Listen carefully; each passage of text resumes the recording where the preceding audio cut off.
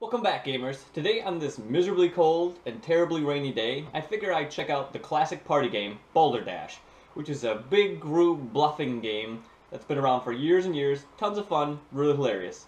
Of course, if you already know how to play it, go ahead and click on the game to jump right to my conclusions. Otherwise, let's find out what you get in the box and how you play the game.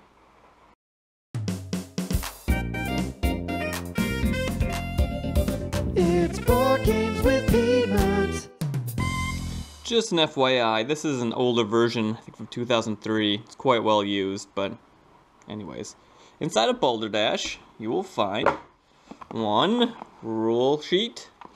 Ugh. Good old Mattel. A player board. Let's see if I can get this on the screen. Looks like this. Interesting.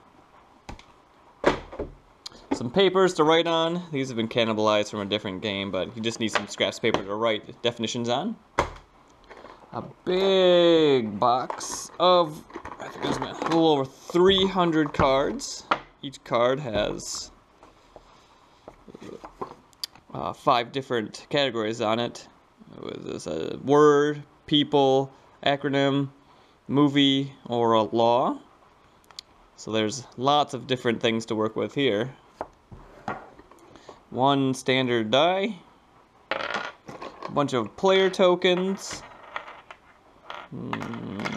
some pencils for writing, and then inside the rest of this big box you'll find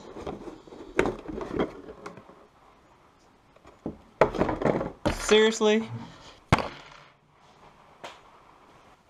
You'll set up the game something like this. You put the player board out, add the player tokens to the start location, put the die on the table, and then put out the box of cards.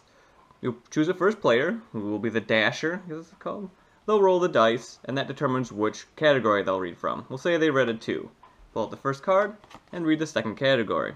Here the first is words to define, people to explain why they're famous, acronyms, movies so that you explain their plot, and laws where you try and finish the rest of the law.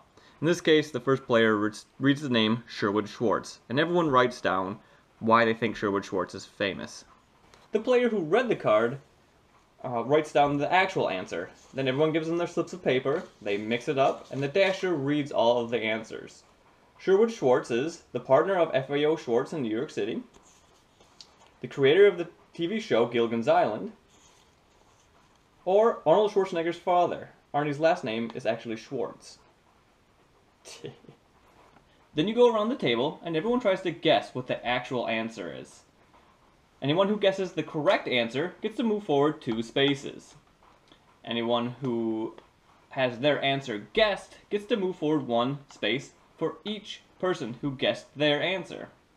And if no one guesses the correct answer, the person who read the question gets to move forward 3.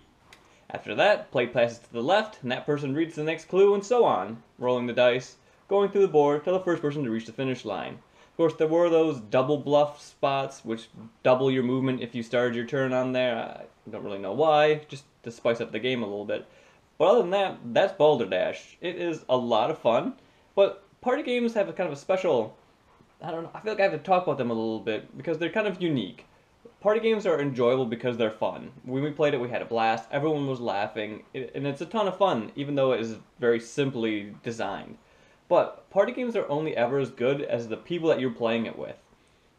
It's not necessarily that Balderdash is super well designed. The people that are playing it have to come up with good answers, intelligent answers, and write in a manner that represents how the cards are written, so their answer doesn't just stick out. So I think it's kind of interesting because it's, like I said, it's not that Balderdash is super clever for the game to be good. It's that the players have to be very clever, which puts the burden on the players rather than the game designer, which is really interesting. So if you're going to play this game, you need to play it with a group that is kind of creative and intelligent and kind of work this out. Sure, you can have tons of fun just playing it just for fun and goofing around and laughing, but I guess if I'm looking at this I'm trying to look at it objectively as a game, I have to say that it is interesting for the game to put the burden, of the fun and almost the design of it on the players themselves. Altogether, I actually think Balderdash is a very fun game. I mean, the components are terrible, and there's not really a ton of strategy. Like I said, there's just some intelligent decisions you have to make when you're writing. Don't want to always go too obvious. Sometimes we had a word bagong, and everyone wrote down something about a gong, and it was the one answer that was not about a gong was clearly the one that was the correct answer. So you have to be smart about it, but it is really fun. We all laugh during when we were playing this, and even though it is really simple, the board's just it kind of looks like a roll and move type of game, and the rules are really simple. The players are what make it fun, and it really works, and it is hilarious. I think there are something like over 1,500 different of the words, acronyms, movies to come up with, and you never have heard of any of them, which is great. So they did a really good job doing that. This is even a really older copy, and it's not hindered by some other games, trivia games, where you get a game from the 80s and you don't know any of the trivia anymore. This one will work years and years and years after you've purchased it, as you can see by our copy. Like I said, the duration, you can just end it whenever you want. We had to, end it at one point, and whoever was in the lead wins. It's not like you're necessarily feel cheated if you don't finish the game. It's a ton of fun. If you can have a big party of kind of witty people around, this is a great game. You should check it out.